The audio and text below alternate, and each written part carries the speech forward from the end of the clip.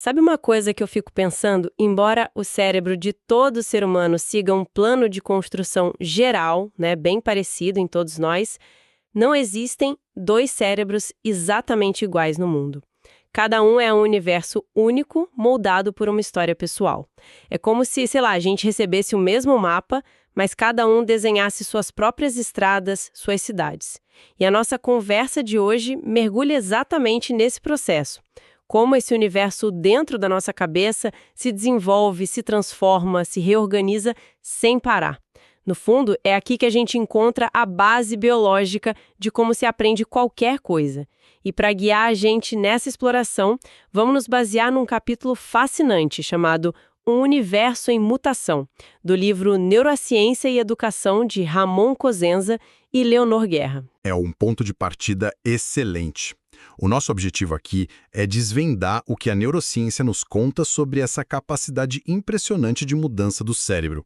Vamos desde a sua construção, lá na fase embrionária, até entender como essa característica, a neuroplasticidade, nos permite aprender a vida inteira. A ideia é traduzir esses conceitos, que às vezes parecem muito técnicos, né, para uma linguagem que faça sentido para quem se interessa por psicologia, por educação. Perfeito. E o texto começa com uma analogia que eu achei ótima, a do desenvolvimento do cérebro como uma cidade planejada. O plano geral, tipo as grandes avenidas, nossas vias motoras sensoriais, isso viria da genética. Mas as ruazinhas, as praças, os detalhes, né? Isso depende da nossa história. Exato. Mas essa analogia da cidade planejada me faz pensar, e se o plano tiver falhas? Uma cidade pode ter um urbanista que erra. O nosso plano genético também pode ter esses erros de projeto. Ótima pergunta. E a resposta é sim. O processo é super complexo e começa de um jeito muito simples.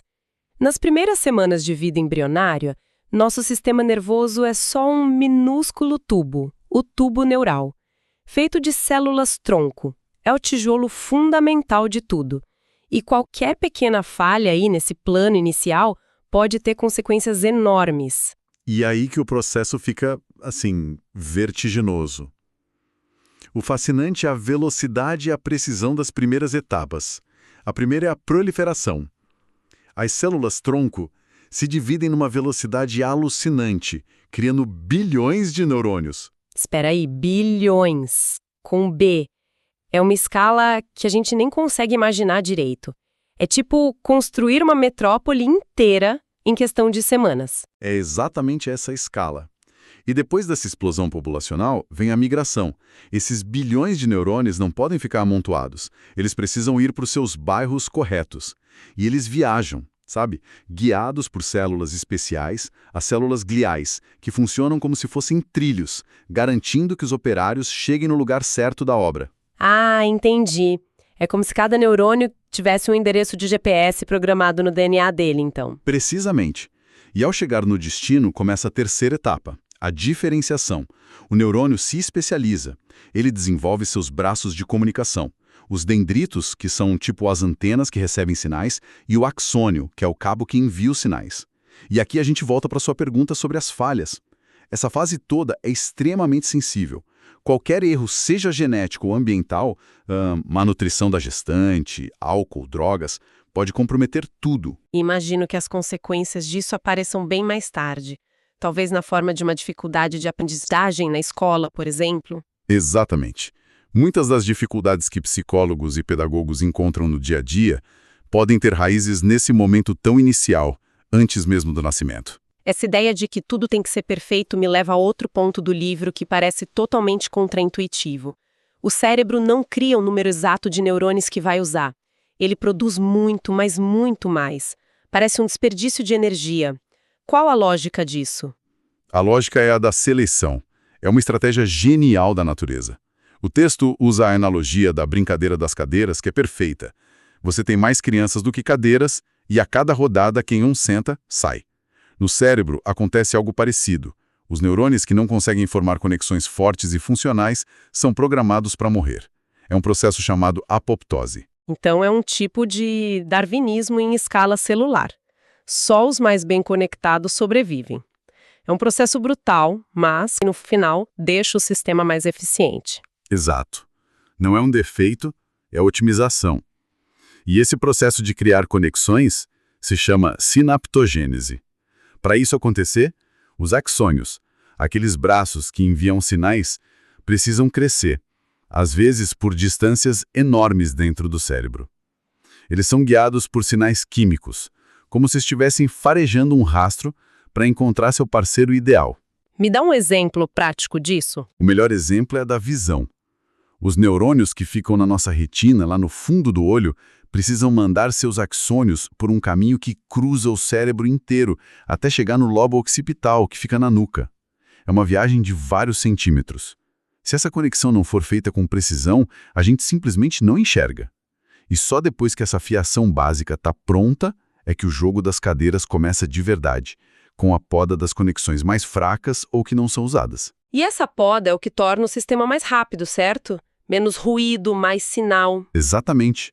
O cérebro fica mais eficiente, mais rápido e mais especializado. Isso me lembra uma coisa que sempre me deixou intrigada. A gente vê num documentário um filhote de cavalo nasce e, em minutos, já está de pé.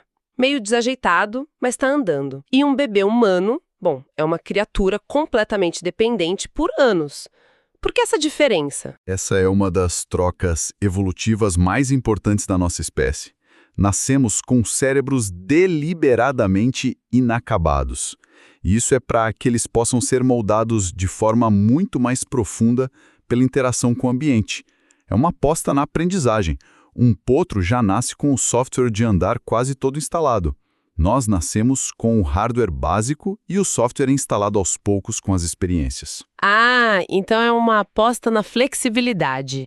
Nascemos com o cérebro mais em branco para que o mundo possa escrever nele? Exatamente. E tem uma razão puramente mecânica também. Se o cérebro de um bebê já nascesse mais desenvolvido, a cabeça simplesmente não passaria pelo canal do parto. As consequências dessa imaturidade são impressionantes. O cérebro de um bebê dobra de peso no primeiro ano de vida. E como o texto ressalta, esse crescimento não é por causa de novos neurônios, mas por uma explosão de novas conexões, as sinapses. E também pela mielinização, que é um processo que cria uma capa de gordura nos axônios. Funciona como o plástico de um fio elétrico, sabe? Acelera a comunicação. O que, na prática, significa que nós, literalmente, aprendemos a ver, a ouvir, a nos mover. Essas coisas não são automáticas, são construídas pela experiência. Sim.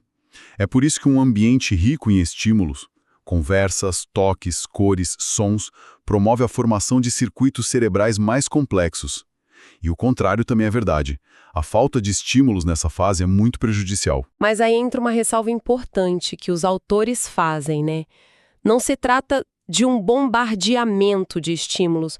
Não é para comprar todos os brinquedos e colocar moça para o bebê ouvir 24 horas por dia. De forma alguma. Essa é uma interpretação errada da neurociência que gerou muita ansiedade.